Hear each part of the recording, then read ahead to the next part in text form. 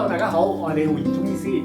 咁最近疫情相當嚴重啦，咁大家又四出去搶購一啲抗疫中成藥啊。咁我自己就平時嘅嗜好都係逛下藥房啊、超市啊，咁睇下啲中藥嘅產品啦。咁就即係會睇得多啲嘅比較。咁就發現其實而家好多抗疫中成藥裡面組成嘅藥材啊、藥物啊。咁原來好多其他產品咧，都會有喺裏面嘅。咁今日可以同大家分享下啦，即係譬如常用嘅有啲咩藥材啊。咁另外就係話，除咗好常用嘅藥材，其實有啲比較特別啲、矜貴啲啦，或者罕有啲咧叫做嘅中藥咧，原來喺我哋而家嘅疫情裏面咧，其實喺舒緩症狀方面都有功效嘅。咁今日就同大家即係介紹分享一下啦。咁最近睇即係視像睇咁多 Omicron 嘅患者咧，咁主要我哋就醫症狀啦。主要嘅症狀就係最多出現就係咳嗽啦，當然咁喉唔痛啦，可以好痛嘅。咁痰啦，痰就黃綠啡，甚至紅色都聽過啦，咩色都有啦。流鼻水啦，發燒發冷嗰啲啦。咁但係發燒嗰啲佢哋多數有時自己食咗退燒藥嗰啲搞掂㗎啦。咁中藥治療呢方面症狀咧，主要就係肯定係清熱解毒嗰個止咳、化痰、平喘，甚至叫做利咽，有啲藥物叫做。咁最常用就最出名係金銀花啦。咁另外就係杏仁啦、枇杷葉、川貝啦、桔梗啊、薄荷啊，呢啲就係即係最常出現喺嗰啲抗疫中成藥裏面啊，即係差唔多係條膽嚟㗎啦，呢隻藥。咁都逐一講解下。咁金銀花十分出名啦，佢其實清熱解毒、疏風透熱嘅主藥啦，亦都而家係最矜貴嘅中藥材之一啦。杏仁就係宣發肺氣嘅，啲宣肺平喘咧，叫做即係醫治嗰啲咳喘症狀。咁枇杷葉降肺止咳啦，十分好用嘅。川貝化痰，又可以潤肺止咳。桔梗就係可以將一啲好結啊、濃痰嗰啲化開嘅。另外都係即係清熱利咽嘅功效啦。另外薄荷就有啲疏風透熱，薄荷就係以前煲藥落少少喺面，唔好煲咁耐嗰啲咧，就即係將你表面嗰啲熱透出嚟嘅。以上呢一系列嘅中藥就係成為咗而家抗疫即係中成藥好，或者抗疫嘅中藥材嘅主角啦。金銀花就而家好難揾添啦，即係升值咁叫做。其實咧，咁我成日去即係留意啲中醫產品咧，就發覺其實頭先講嗰啲咁嘅抗疫嘅藥材啊、醫症狀嘅藥材，其實今日好多地方都仲有嘅。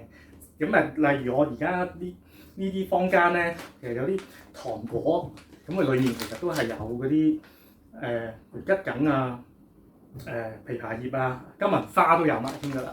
咁啲糖果有，咁另外有啲即係都好味嘅添，仲要係咁呢啲譬如啲潤喉嘅飲料咧，咁都係有頭先我以上講嘅成分啦。咁同埋即係沖都十分方便嘅，係即係可以搽啲。咁呢啲一樽飲料，枇杷葉、桔梗，頭先講杏仁、川貝、薄荷，都齊晒㗎啦，即係類似嘅。咁其實都幾方便嘅。好啦，咁片段開頭講過話，除咗啲抗疫明星中藥，即係成日喺中成藥裏面出現嘅嗰扎之外咧，咁可以留意下一啲特色啲或者叫矜貴啲好用嘅，即係好多嘅其實唔係淨係嗰一扎㗎，我哋開藥都好多選擇。咁今日都講下一個猴棗啦，猴棗就其實都係清熱解毒，咁佢可以消痰嘅，同埋定喘即係止咳。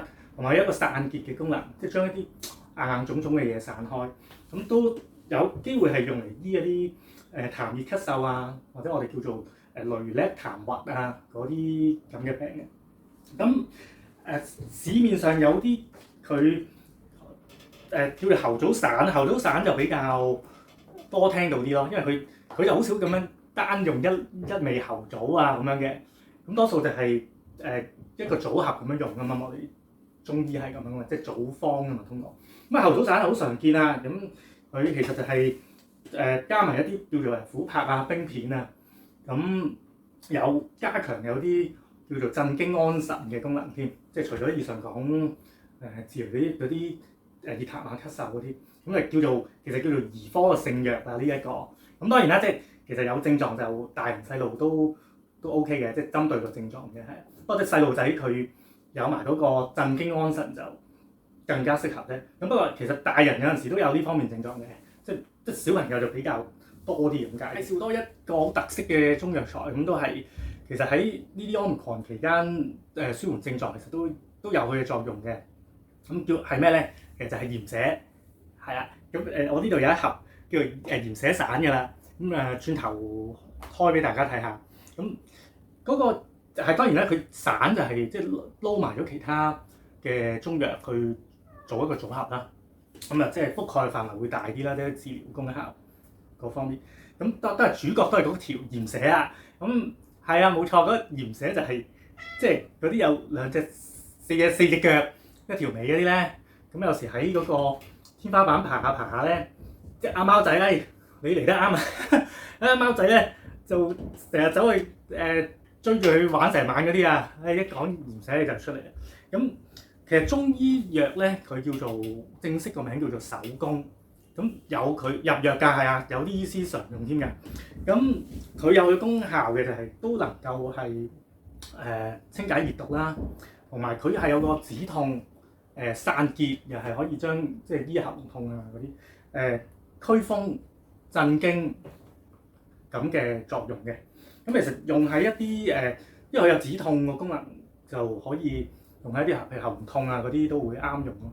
咁另外佢譬如喺組合裡面咧，就會同一啲譬如灌下冰片啊啲都會有少少退熱嘅效果添。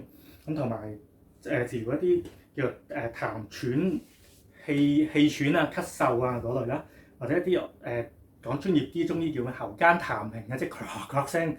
有啲人試過就知我講乜㗎啦。